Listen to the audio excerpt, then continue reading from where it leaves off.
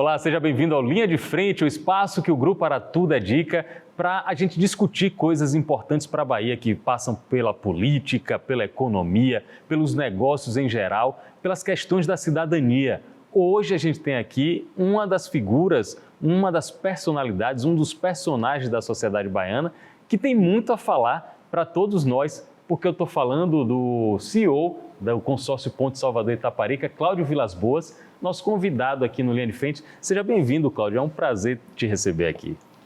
Boa tarde a todos. Prazer, Papo. O prazer é todo meu poder estar aqui disponível para vocês e esclarecer e contar um pouco mais sobre o projeto da Ponte Salvador Itaparica. Uma das perguntas que eu, como jornalista, mais ouço há cerca de 2 anos é assim, Pablo, vai sair essa Ponte Salvador Itaparica? Vou repassar a pergunta para quem pode responder. Cláudio Vilas Boas, vamos ter sim a Ponte Salvador Itaparica? Claro que sim, nós temos um contrato assinado, né, desde 2020. Assinamos um contrato com o governo do estado para construir a Ponte Salvador Itaparica e operar esse sistema rodoviário durante 35 anos. Nós estamos nesse momento, então, trabalhando, concluindo o projeto básico e projeto executivo para iniciar as obras no início de 25. Nesse momento estamos fazendo a sondagem, né, parte importante da conclusão do projeto básico e projeto executivo, quando a gente perfura aí o solo marinho, vocês devem estar acompanhando na imprensa, onde a gente perfura o solo marinho em cada um dos pontos onde as pilares se apoiarão, para exatamente definir a profundidade e a estrutura desse pilar para dar sustentação adequada à ponte. Então, a sondagem e as plataformas, na verdade, que temos hoje em mar já um jackup, é uma espécie de uma plataforma fixa, que está nesse momento em Veracruz fazendo um desses furos. Então é uma evidência mais do que suficiente para deixar todos felizes de que o projeto da ponte existe, na verdade. Com certeza a chegada do maquinário e todas as imagens do trabalho dos operários, tanto em Salvador como em Itaparica, já deram um ânimo, uma renovação de otimismo nesse projeto, que para mim, aí eu posso falar como jornalista, para mim, em execução, talvez seja a principal ou a maior obra do estado da Bahia, junto com a FIOL. Vocês também trabalham com essa dimensão de que é uma obra espetacular nos números, mas também no benefício para o nosso estado? Sem dúvida. Acho que em termos de dimensão econômica, a ponte é um investimento maior do que a FIOL. E eu acho que, sem dúvida, é também um projeto de maior transformação econômica e social do estado.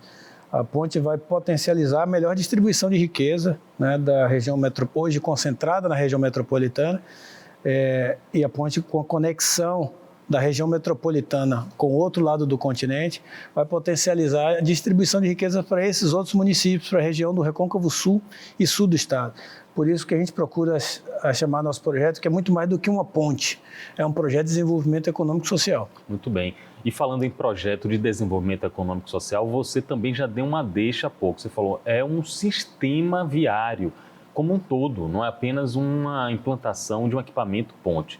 Fala um pouco mais sobre isso. O que é que envolve todo o trabalho, todo o projeto que vocês têm para executar?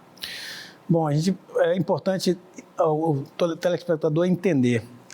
Muitas vezes, quando a gente fala só ponte, tem algumas pessoas que ficam com o entendimento que é uma ponte que liga de Itaparica a Salvador. Não é só isso. Na verdade, essa ponte é parte de um sistema viário que conecta Salvador, ou a região metropolitana de Salvador, melhor dizendo, até a BR-101 e a BR-116. Né? Então, a ponte é só uma parte mais importante da engenharia, pelo seu desafio, tanto financeiro como em termos de engenharia, que faz esse sistema existir. Então, é o primeiro passo para a conexão desse sistema.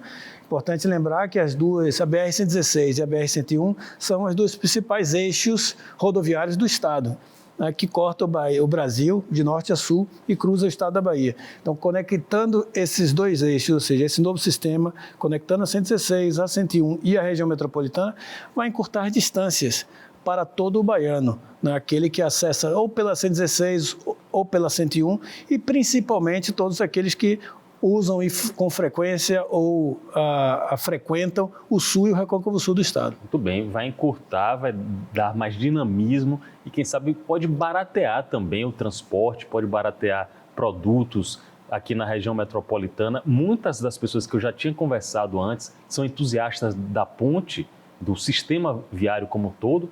Elas falam isso pode dar um dinamismo econômico importante na capital e também no interior aqui no Recôncavo.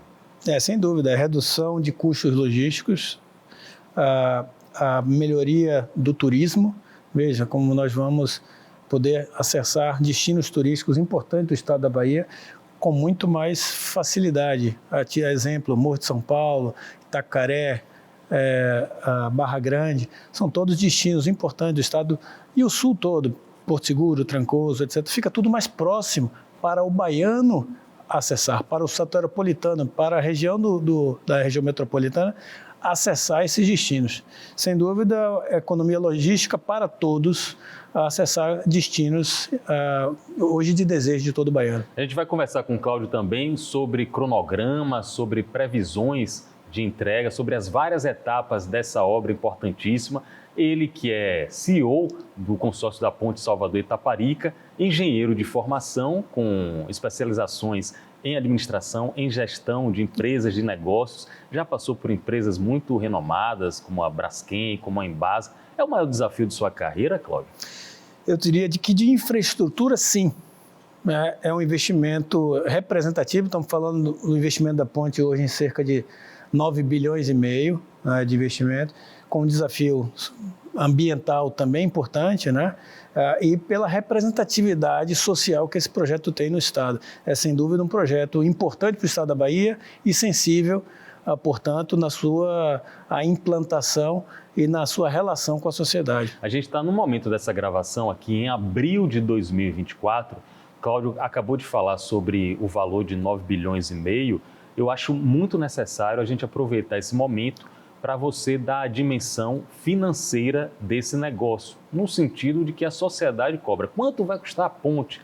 Ele já estava me falando antes, comigo, com o jornalista Carlos Prati, ele estava falando, quando esse projeto foi aprovado, bateu o martelo lá na Bolsa de Valores, estava em 7 bilhões e algum dinheiro aí que eu não vou chamar de trocado, porque nada disso é trocado. Mas tem um reajuste natural, né? Está regido em contrato isso, Cláudio.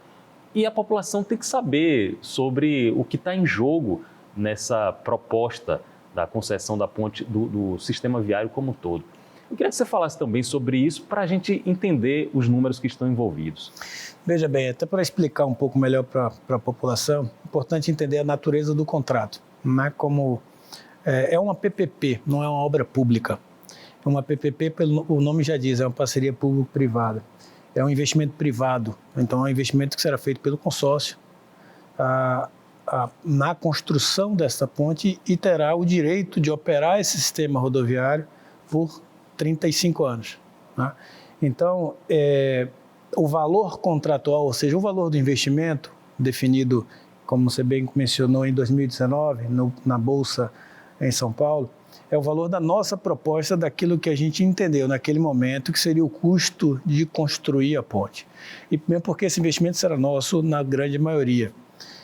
E a gente, logicamente, como um projeto de infraestrutura, você investe para ter retorno ao seu investimento ao longo do período de operação. Nós temos aqui na Bahia alguns exemplos, como concessionária da linha verde, né, SLN, a Via Bahia, a Bahia Norte, são concessões rodoviárias. Nosso projeto da ponte é uma concessão rodoviária, na modalidade de PPP, onde será o investimento feito pela iniciativa privada e, de novo, operará o sistema, oferirá resultados a partir da cobrança de tarifa de pedágio para a remunerar o investimento. Muito bem. Você como engenheiro, aí você pode falar melhor do que eu, e você está tendo acesso ao que dizem ser a principal, a maior tecnologia de engenharia do planeta, que é a tecnologia chinesa. Algumas das empresas envolvidas nessa concessão, nesse consórcio, são as maiores do setor em todo o mundo. Eles realmente são fenomenais nisso? São sim. É importante, a gente conhece pouco, né? O Brasil tem interagido com a China de uma forma mais frequente, eu diria, nos últimos 10 anos. A China é, sem dúvida, um exemplo hoje de país de desenvolvimento socioeconômico. Se você olhar a história da China nos últimos 5 anos, ela saiu lá entre os 15ª economia para a 2ª maior economia do mundo hoje, em 50 anos. E tem hoje, talvez, a melhor infraestrutura do mundo. Então, se você vai à China, você encontra diversos pontes, rodovias, trem, bala, as soluções de mobilidade, que são exemplos para o mundo. E essas empresas são empresas que construíram isso. Elas têm dimensões financeiras entre as maiores empresas do mundo, só para dar uma referência, elas faturam acima de 100 bilhões de dólares, ou seja, acima de 500 bilhões de reais cada uma, e construíram a maior parte da infraestrutura chinesa e tem projetos em todo o mundo. Então, elas estão chegando ao Brasil com interesse de investir, de novo, é um investimento privado, investimento feito por eles, essa ponte, para disponibilizar um serviço rodoviário para o baiano. Muito legal. 100 bilhões de dólares, para a gente contextualizar, se refere ao orçamento de algumas nações, de alguns países não chegam, não é isso, Cláudio? Até orçamentos dessa... O orçamento do nosso estado é cerca de 65 bilhões de reais. É uma comparação importante que Cláudio está fazendo aqui. Vamos falar sobre as características do sistema viário como um todo. Você estava me explicando onde é que a ponte especificamente começa em Salvador e onde é que ela chega em Itaparica. E, além disso, a rodovia, que vai ter uma dimensão de 40 quilômetros na sequência. Como são as características técnicas desse trabalho? Bom, é importante, como eu mencionei anteriormente, o telespectador entender que a ponte vai fazer parte de um sistema viário, né, que sai de Salvador, cruza a Baía de Todos os Santos, chega na Ilha Itaparica, cruza a Ilha Itaparica, atravessa ao outro lado do continente e segue cruzando a 101 e a 116. A ponte, o início desse sistema, que é na ponte, inicia-se em Salvador, mais exatamente conectando diretamente na Via Expressa. Né? Então, ela passa por cima da Jequitaia das Pontes, né? Seguindo pelo mar e conectando ali em Veracruz, mais especificamente ao lado do distrito de Mar Grande. Né? E ali segue uma rodovia nova, expressa, a pista dupla, ao longo da ilha, paralela à via existente, que é a 001, mas uma via expressa paralela do lado da contracosta, até se conectar à outra extremidade da ilha, na Ponte do Funil. A gente já pode falar, prever uma conclusão, ou seja, quando é que você, junto com o governador, junto com o presidente da República, os prefeitos, vão lá cortar aquela fita inaugural para a ponte poder funcionar e levar baianos para Itaparica e de volta para Salvador? O nosso cronograma hoje, a gente conclui sondagem em dezembro, inicia mobilização de canteiros início de 25, janeiro de 25, que com a conclusão da sondagem a gente conclui projetos executivos e básicos, e o que possibilita então iniciar a construção nos primeiros meses de 25, e com isso a gente conclui a ponte ao final de 28. É um prazo enxuto, né? É um prazo realista, mas também, para o que a gente observa de obras no Brasil, parece que os chineses estão querendo mostrar a força que eles têm de execução, não é isso? Com certeza, eles são rápidos no que fazem, e é importante entender que, de novo, como é uma PPP, não é uma obra pública, né? Então, quanto antes o concessionário ou nós, né, concluirmos os investimentos, antes a gente coloca o sistema em operação para servir o baiano. Então, é de interesse de ambas as partes que essa obra fique pronta o quanto antes. Para ter o retorno financeiro. Já tem alguma estimativa de quanto vai custar o pedágio na ponte? Vocês já fizeram essa avaliação? Sim, isso é definido no edital, né? Na licitação, lá no leilão, melhor dizendo, em 2019, no contrato. Então, a tarifa ela é tabelada no contrato que nós celebramos, definida pelo governo do estado naquele momento, e ela é reajustada pelo índice de inflação, pelo IPCA, assim como é a tarifa do ferryboat, a tarifa de serviço público, de uma forma geral, é reajustada com o IPCA. E ela hoje está mais ou menos no patamar de uma tarifa do ferryboat, ou seja, o usuário vai pagar muito aproximadamente o que paga hoje um veículo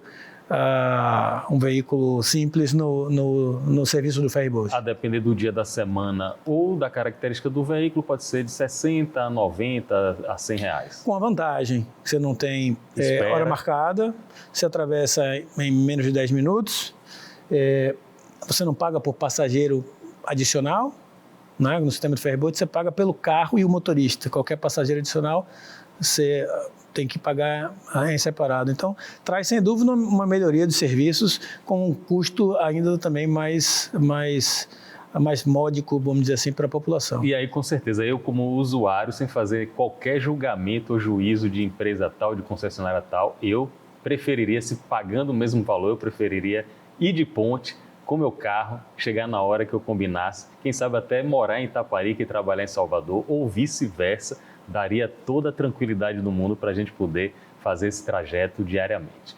Ao chegar aqui, Cláudio Vilas Boas foi abordado por muita gente interessada em informações a respeito da Ponte Salvador-Itaparica. Ele que é CEO do consórcio, que está trabalhando para entregar em 2028.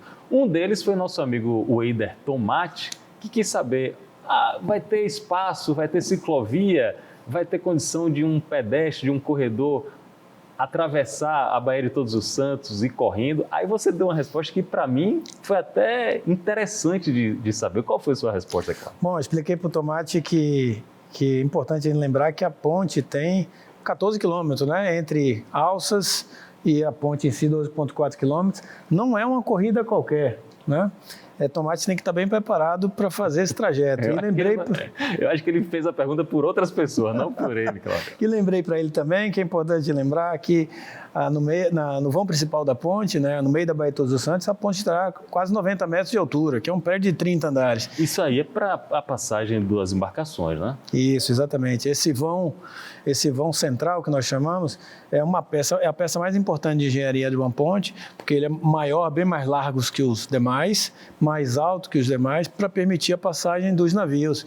E ele é especialmente projetado para atender normas internacionais, com a Marinha, com os práticos, para que os navios possam acessar a Baía de Todos os Santos, os diversos terminais existentes, seja em Madredeus, seja no Paraguaçu, seja em Aratu, e promover sua atividade econômica, não atrapalhar sua atividade econômica. Ao longo desses próximos meses e talvez anos, eu acredito que você vai ter um desafio novo na sua vida e na sua carreira, que é o estudo dos impactos ambientais e como conciliar isso, como conciliar o desenvolvimento econômico, turístico, tudo que advém com esse sistema viário, com a preservação da natureza, com a sustentabilidade. Como é que vocês vão agir nesse sentido, Cláudio? Veja bem, o processo de licenciamento da ponte como um todo já é um processo complexo, exatamente pelas dimensões que você acabou de mencionar. A ponte ela cruza uma APA, né? A APA Baía de Todos os Santos, e por isso a importância do respeito ao meio ambiente. Então a gente tem feito aí diversos estudos e programas ambientais, todos os estudos necessários para minimizar e evitar qualquer impacto ambiental representativo, e todo um programa de compensação e de desenvolvimento com as comunidades. Então há programas ambientais específicos, né? Por exemplo, para a recomposição da vegetação que haja necessidade de ser retirada por conta da rodovia, e programas sociais com todas as comunidades. Há uma interação frequente com essas comunidades, explicando o projeto, explicando o que muda,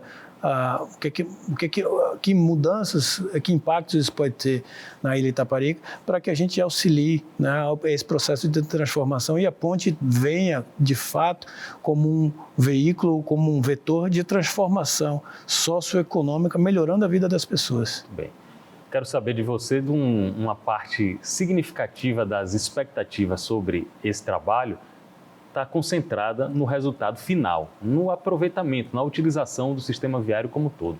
Mas tem uma outra parte significativa, que é a própria execução. Por quê? Porque ela gera emprego, ela movimenta o entorno das comunidades em Salvador e em Itaparica.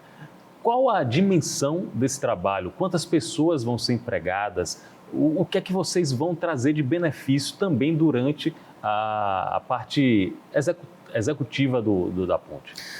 Bom, na nossa estratégia de construção da ponte, sem dúvida, o período de construção é o período onde tem maior impacto na geração de emprego direta do nosso projeto. Nós temos previstos 3 canteiros, onde serão concentradas as frentes de trabalho para a construção da ponte, um em Salvador, um em Veracruz e um lá em São Roque do Paraguaçu.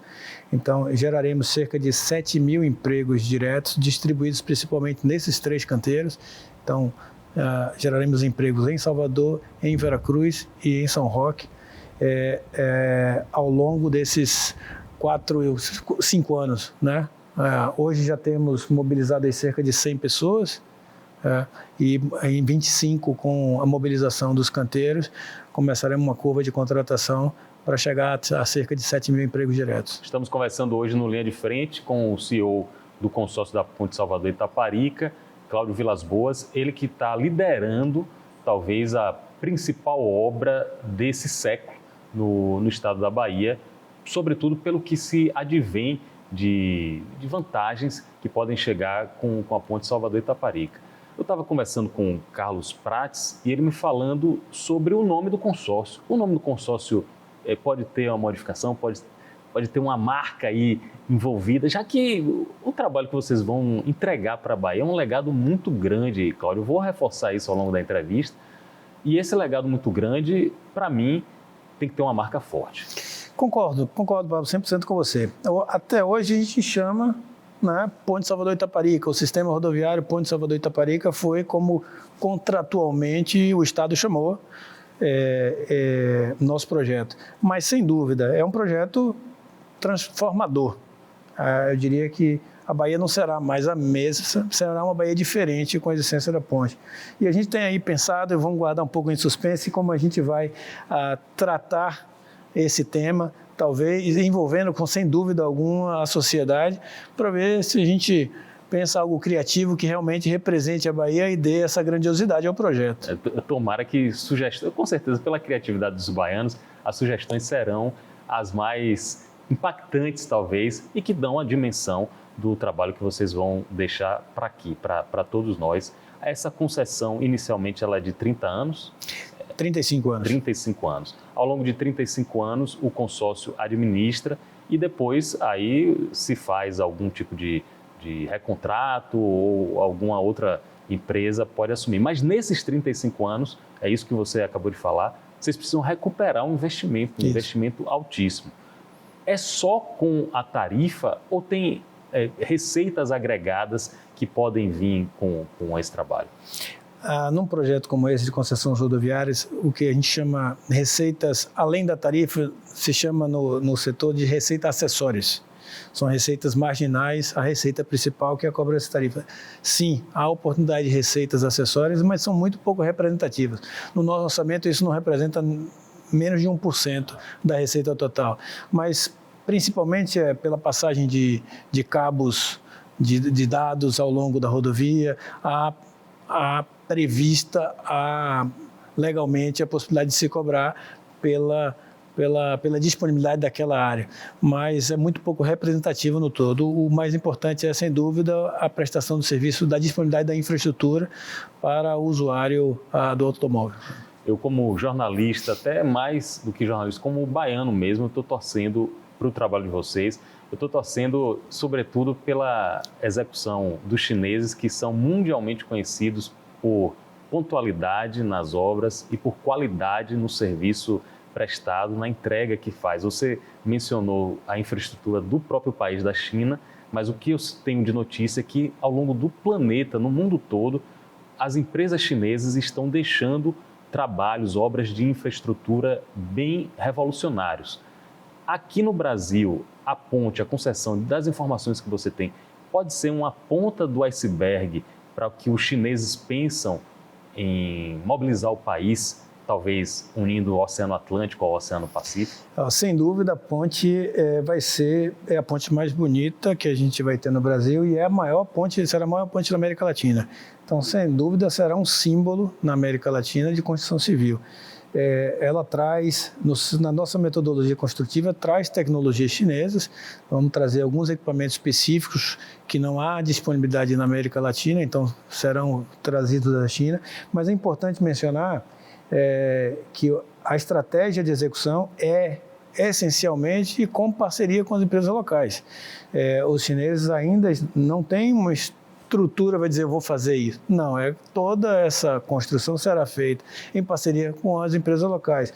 E há, logicamente, uma mensagem muito forte do governador da gente, né, envolver o mais possível a cadeia de fornecedores locais, né, não só a prestação de serviços, como as construtoras em si, mas, logicamente, todos os fornecedores locais sendo priorizados, né, para que a gente obtenha ainda maior impacto no desenvolvimento econômico e social, que é a razão de existir da ponte. Muito bem.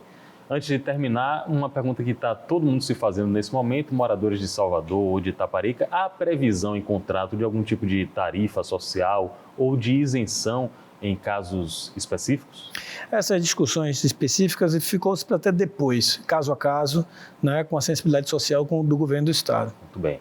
Conversei aqui com o CEO do consórcio Ponte Salvador Itaparica. O nome eu acho que é provisório, talvez, quem sabe, esse nome ganhe um upgrade. Cláudio Vilas Boas, engenheiro com grande trajetória no mercado empresarial baiano e brasileiro, e agora está com essa missão, com esse desafio. Eu tenho a impressão que ao longo desses 4, 5, 10 anos, o seu rosto vai ser um dos mais conhecidos aqui na Bahia. Todo mundo da mídia, da imprensa, quer ouvir uma palavra, quer saber uma informação de Cláudio Vilas Boas. Então, esse rosto, dos mais conhecidos e requisitados da Bahia, tem alguma mensagem para dar aos baianos nesse momento, abril de 2024, iniciando os trabalhos da ponte? Sim, temos sim. Eu acho que algumas mensagens importantes.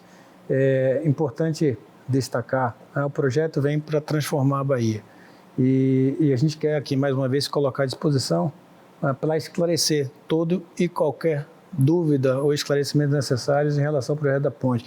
A gente vê, né, acompanha, sabe que é um projeto complexo, sabe que é um projeto que traz essa transformação que a gente descreveu e, por isso, naturalmente, traz dúvidas. Traz dúvidas se vai ter ciclovia, traz dúvidas se os navios vão conseguir passar por debaixo da ponte, uma série de dúvidas que são perfeitamente naturais pela grandiosidade do projeto. Então, mais uma vez, a gente se coloca à disposição para esclarecer. E queria, logicamente, essa seria uma primeira vez a gente aqui, mas voltar outras vezes. Sem dúvida. Para se colocar à disposição, mais uma vez, da população, de esclarecer todas e qualquer dúvidas em relação ao projeto e engajar a sociedade, né, nesse projeto que é feito para a sociedade, feito para os baianos. Muito bem. Conte com o Grupo Aratu aqui como meio de comunicação e, se quiser contar comigo também como cidadão, estamos nos conhecendo e pelo seu currículo e pela boa impressão que você passa, acredito que esse projeto está em excelentes mãos. Boa sorte a você e toda a equipe. Eu acho que a Bahia só tem a ganhar com um equipamento como esse. Obrigado, Pablo. Um abraço a todos. Conversei aqui com o CEO do consórcio Ponte Salvador Itaparica, Cláudio Vilas Boas, no Linha de Frente. Obrigado a todos e até o próximo encontro.